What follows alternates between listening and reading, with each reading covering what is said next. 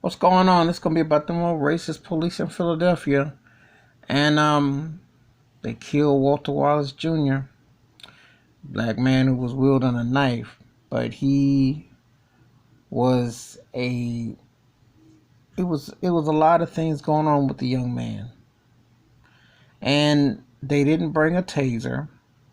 See, I've actually seen tasers being used. I've seen rubber bullets being used. He has a special needs. He was bipolar and different things going on, but they shot him up. And now Philadelphia is going through what they're going through.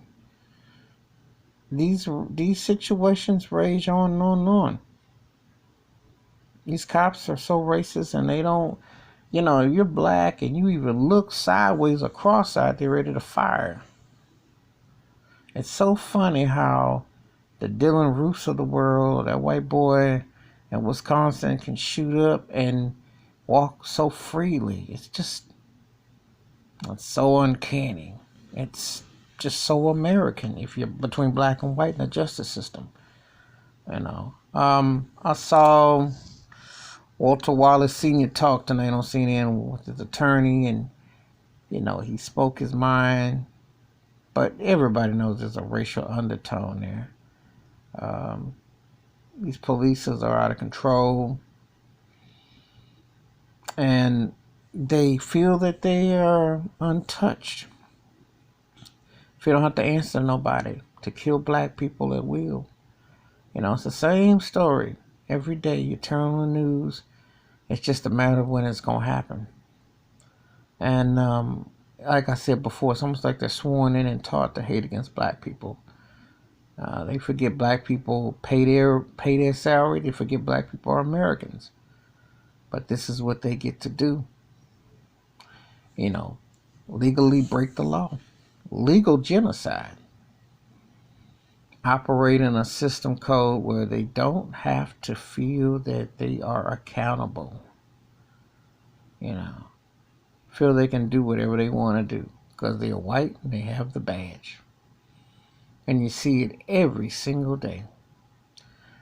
And I appreciated Walter Wallace Jr.'s mother. She was standing there for her son. And it's got to be tough to bury your child before your death, but especially at the hands of the police. And this just goes on and on and on and on. People see it around the world. And I would tell people this message. The police ain't got no love for black folks because America ain't got no love for black folks. They would rather sit in a mental illness called white privilege than to get off their behinds and say it's enough's enough. When you benefit off of slavery and you benefit off of plantations and you benefit off of misery and ghettos, etc., you tolerate things that what people with common sense would not do. See? And it goes on and on and on, and nobody ever says a word. Because there's too much money to be made off of black people's misery. And it's too much to say enough's enough.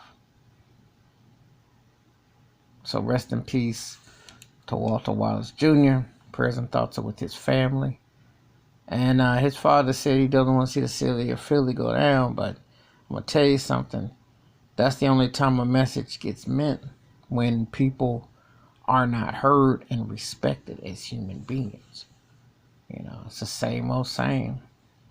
You always got a battle in this country.